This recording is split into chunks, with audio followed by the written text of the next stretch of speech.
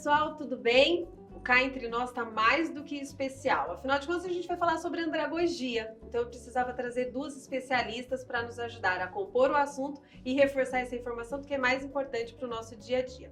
Então, para apresentar, eu estou aqui com a Natúcia Tadei, que é graduada em Pedagogia, pós-graduada em Educação Especial e Inclusiva, em Gestão Escolar e Coordenação Pedagógica. Ela possui mais de 10 anos de atuação na área de educação e é diretora pedagógica da Super Escola Luz da Vida de Educação Infantil. E falando especificamente desse trabalho dela na Luz da Vida, a escola ela visa proporcionar experiências de expressões artísticas nas quais as crianças possam se desenvolver, se expressar e interagir. Não é isso? E fala um pouquinho mais aí da Luz da Vida e dessa proposta. Obrigada, Dani, pelo convite. É um prazer estar aqui falando sobre um assunto que, claro, começa na educação infantil e vai chegar lá na fase adulta, né? Muitas escolas se dedicam a preparar o aluno, a criança, para o futuro. E quando a gente pensa numa educação infantil que prepara para o tempo de agora, a consequência vai ser um futuro muito ajustado às necessidades de um mundo que se transforma o tempo todo. Então não dá para a gente preparar um sujeito para o futuro que a gente não sabe nem qual é, né? Quantas transformações, certo, né? Pois é. Então a gente precisa conduzir na educação infantil propostas que desenvolvam a estratégia de aprender a aprender, né? Porque se esse sujeito aprende a aprender quando chega lá na fase adulta e o mundo transformou-se, ele tem estratégia de aprendente, né? De uma pessoa que sabe. E vai estar até mais motivado a querer, porque ele já vem construindo isso. Justamente. Isso vai ter muito assunto aqui, gente. E aí, eu digo que a gente vai começar aqui e não acabar ali, mas continuar ali com a Luciana Bose, graduada em Psicologia, pós-graduada em Gestão de RH e com MBA em Gestão de Processos. Entre outras formações, possui cerca de 20 anos de experiência e atualmente é coordenadora de Desenvolvimento Humano e Organizacional na Shift, sendo responsável pela Universidade Corporativa e Gestão do Conhecimento das Escolas de Cultura, Liderança, Inovação. E produção, né? E produtos que não estava aqui. E a Shift é uma empresa brasileira de tecnologia da informação para medicina diagnóstica e preventiva, com quase 200 funcionários e atuantes em todo o Brasil, na América Latina e, quem dirá, o mundo todo, logo, logo. Então, a gente vai começar o bate-papo aqui e continuar lá depois dessa fase adulta, que é uma proposta incrível, não é, Lu? Muito obrigada pelo convite. Estou bem feliz pelo espaço, pela oportunidade de falar de educação, né? E é um desafio, mas é muito gratificante quando a gente consegue ver o resultado, né? E pôr o aprendizado no dia a dia organizacional. É muito bacana e interessante no nosso segmento aqui. E gente, uma pedagoga, uma psicóloga, esses anos de experiência, acho que a gente devia até não considerar, porque se somar aqui vai dar anos e anos de experiência. E aí eu já vou jogar para vocês, porque na verdade as protagonistas aqui são vocês. Natúcia, qual é o maior desafio hoje de aflorar numa criança o desejo de aprender? Olha, Dani, o maior desafio está na estrutura da escola, né? Porque a criança, como qualquer ser humano, é um ser aprendente, que tem motivação, que tem intrinsecamente um movimento para aprender, tem uma disponibilidade. Agora, a relação que essa pessoa, que esse sujeito estabelece com o meio, é que aí, é nesse processo que existe uma lacuna. Porque uma escola que é tradicionalmente construída, que não considera a motivação intrínseca, e que sim tem uma metodologia, um método de transmissão de conhecimento. Então, um adulto elabora um currículo e esse currículo não necessariamente está a serviço da criança, não necessariamente atende às necessidades dela, ou a maneira como uma criança aprende, né? Então, escolas de educação infantil que embotam o movimento de uma criança. Como que uma criança bem pequena aprende? Se movimentando. Mas elas precisam ser condicionadas a ficar horas numa carteira, frente ao material didático que não está conectado ao próprio desenvolvimento dela. Então eu digo que é contra a natureza da criança, que precisa se movimentar para aprender. Bom, ora, ela não pode. Então começa aí um gap, uma lacuna. Então eu digo que não está na criança, mesmo uma criança com desenvolvimento atípico, que precisa de uma adaptação, uma atenção especial, ainda assim não está nela.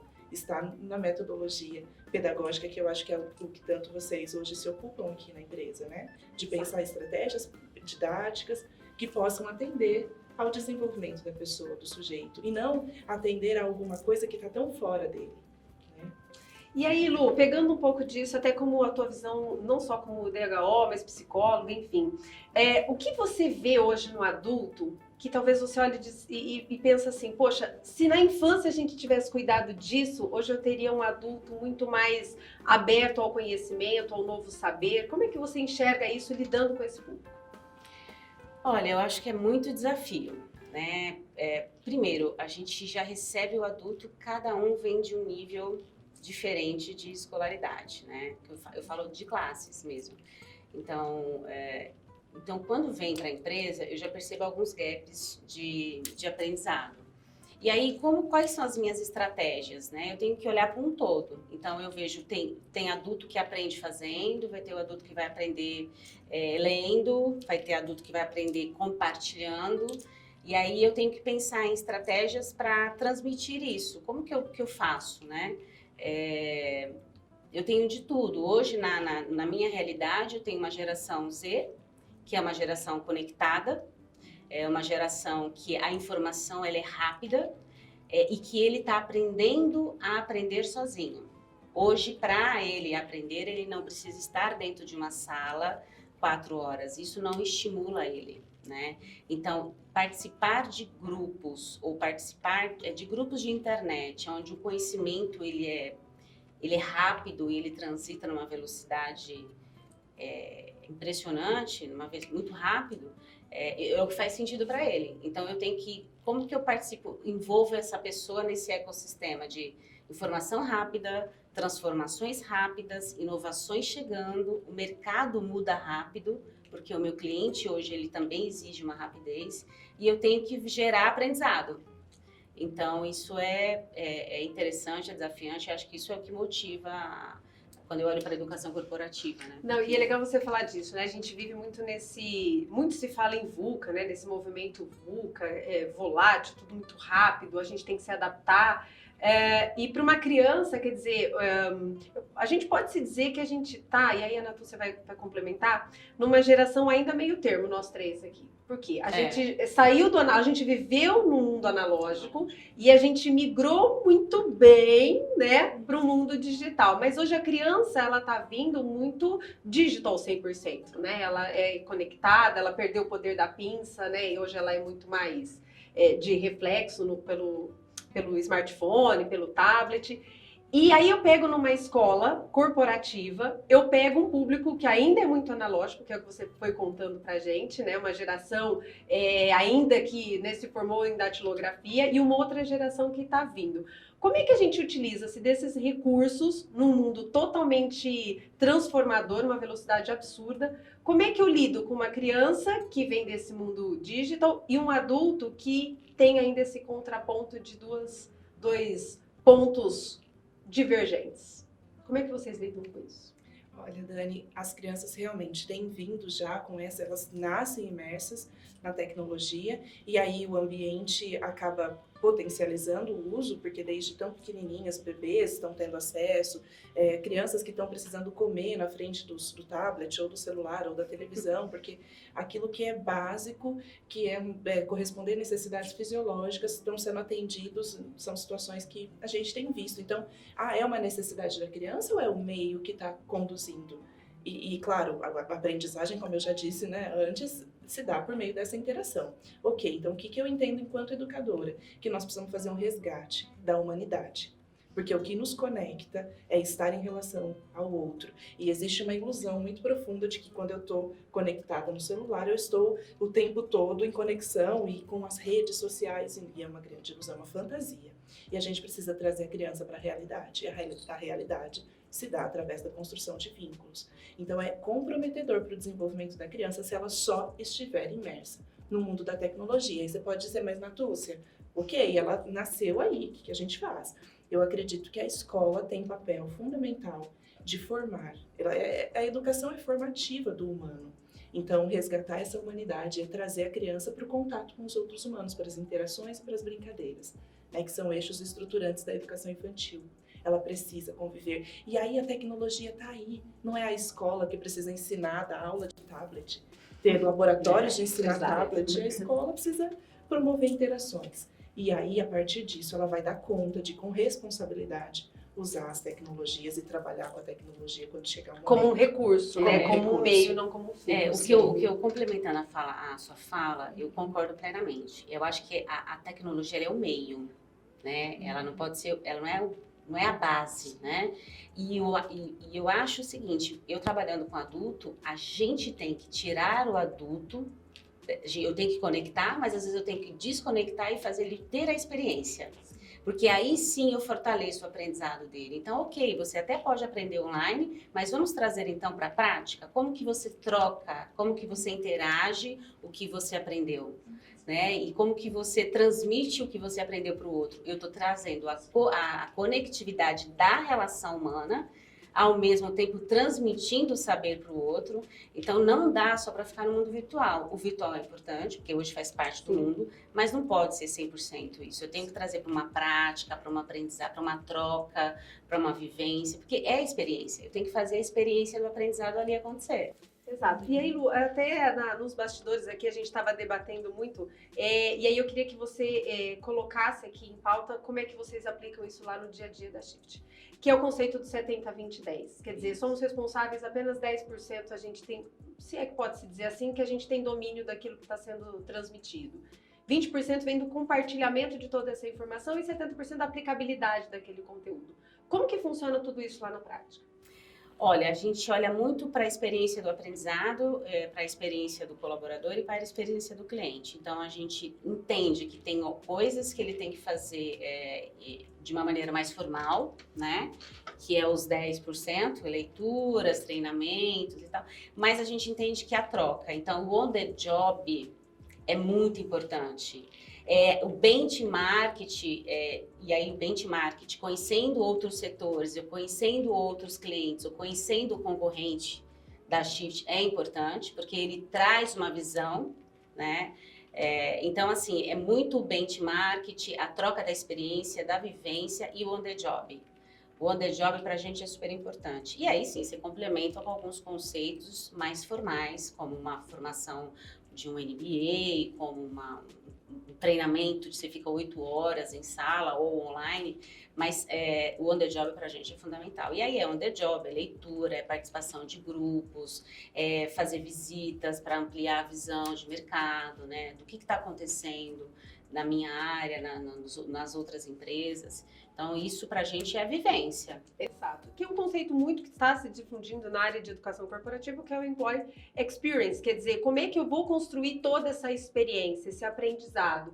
Que é uma coisa que eu queria pôr, a gente até acaba se estendendo um pouco mais, mas vale muito.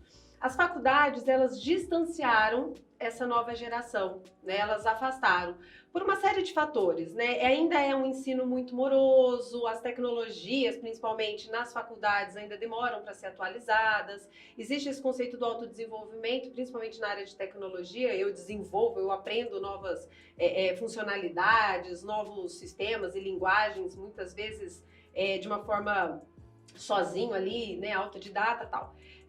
Como é que a gente pode resgatar isso? Esse prazer do ensino, do aprender, uma vez que muitos jovens hoje estão desistindo da faculdade, né, e estão aprendendo de forma muito mais pensada do que a forma tradicional do ensino. Como é que você vê isso tudo? Dani, eu acredito ainda que a gente precisa de uma reforma na educação urgentemente. A começar pela educação infantil, atravessando o ensino fundamental, médio e ensino superior. Né? Então, é uma escola que é construída há séculos da mesma maneira e uma sociedade que mudou completamente, com pessoas que demandam novas formas de aprender, novas propostas pedagógicas. E a gente tem na pedagogia, a pedagogia participativa como um grande foco dessa transformação, dessa mudança. Então, crianças bem pequenas, desde a educação infantil, bebês, crianças de 2, 3 anos, tendo a possibilidade de trabalhar por meio de projetos. E aí sim, porque a nossa vida se dá por projetos, sim. Não é? Tem um projeto profissional. Por engajamentos, né? Eu preciso me sentir pertencente, né? Ter propósito. Então, se eu começo isso... Olha, tô até arrepiada. Desde tão cedo, né? A criança, se ela pode acessar isso. Quando bem pequena, com certeza, quando chegar no momento de entrar no mercado de trabalho e ela tiver que se relacionar com os pares ou se relacionar por meio da internet, da tecnologia, ela vai ter condições. né? E a gente vê crianças bem pequenininhas. A questão na pedagogia de projetos não é o conteúdo em si, porque lembra que eu disse? O conteúdo pode mudar, lá na frente nem existe. Mas é a forma, a estratégia de aprender, ter curiosidade, buscar informação, questionar, perguntar, dialogar. Então, essa pedagogia participativa se dá através do interesse do educador e em relação com o interesse das crianças de um determinado grupo. Então, surge lá no quintal da Luz da Vida um passarinho morto, que caiu do ninho. Só um exemplo. E aí, de repente, uma curiosidade imensa. Vamos trabalhar um projeto a respeito. Por que esse passarinho morreu? Como que aconteceu isso? Será que ele está vivo? Será que ele está morto? Vamos dar água? Será que ele revive?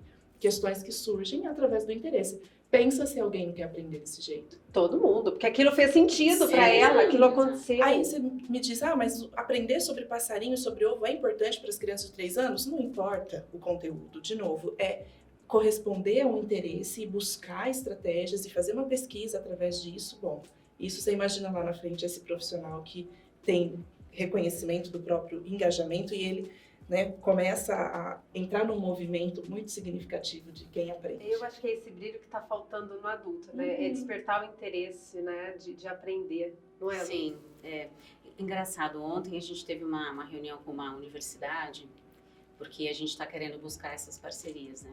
E aí é muito engraçado, porque assim, o mercado, as empresas pedem inovação, que você pense fora da caixa, que você tenha novas competências. Só que ele aprendeu, durante todo este período, né, de evolução humana, de que ele tem um modelo de educação, que ele tem que estudar, ficar sentadinho, que aquele é rígido, que não é flexível, que talvez a troca de experiência não é tão rica, não sei, aí eu estou fazendo uma inferência. Mas, e aí tem um gap, quando chega na empresa, eu falo assim, e agora? Como é que eu desperto isso no adulto? Né? Então, muitas vezes eu tenho que incomodar, gerar um incômodo naquele jovem adulto que está chegando. Você vai se desconectar e se conectar com o outro. Você vai ter que ter a troca. Você tem que aprender de outras maneiras. Eu tenho que despertar a curiosidade dele. Então, assim, é um jovem que tudo dispersa ele muito rápido. Né? Então, acho que tem sim uma necessidade de ter uma reforma na educação. E ontem, nas conversas que a gente estava tendo com a universidade, o próprio reitor trouxe isso. Eu estou preparando jovens do mesmo jeito que eu preparava há 50 anos atrás. O que é muito triste. Esse jovem de hoje, ele não tem mais essa paciência. Então, como que a gente leva isso para esse processo educacional, né? Já da base? Então, é um desafio. E ele falou, é um desafio, porque o processo não é rápido na área da educação, como acontece no mercado. Pois é. Como acontece hoje no E eu acho que é isso que globalizado. foi despertando, porque é recente, a gente fala de educação corporativa, de universidade corporativa, gente, é extremamente recente no Brasil.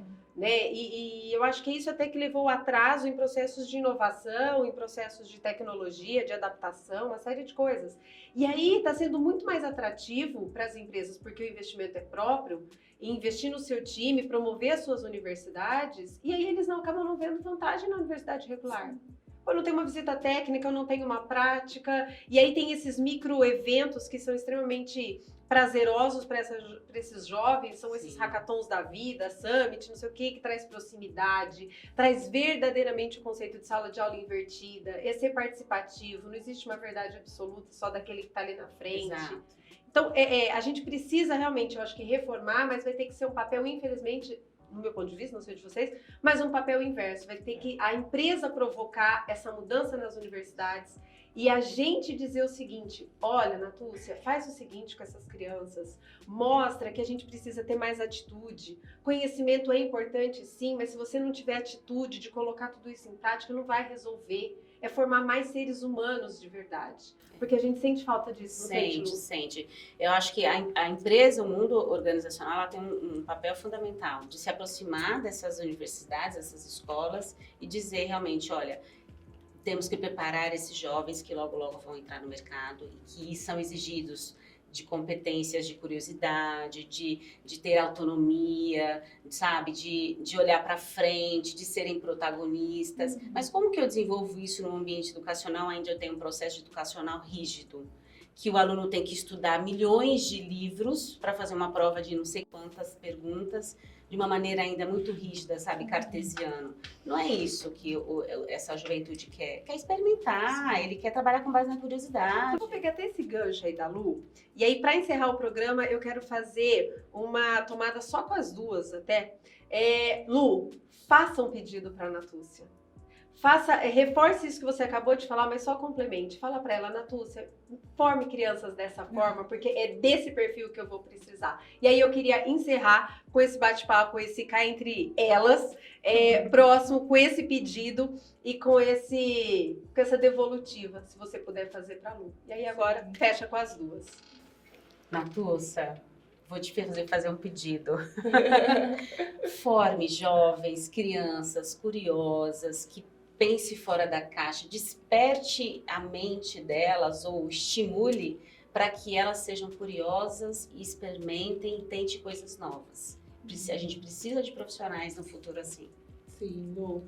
Eu também te peço, sabe, que você, quando esses jovens chegarem lá, que você continue enxergando que eles são pessoas, que eles são humanos, né? E que não sejam empresas que só exijam produtividade, meta e desconsiderem a humanidade. Então, a escola de educação infantil, ensino fundamental, ensino médio superior, deve ser a própria vida, para que a consequência seja um mundo profissional como sequência dessa vida, né? Porque a escola, historicamente, foi sempre preparando para a próxima etapa. Então, esses conteúdos para no futuro ser uma pessoa.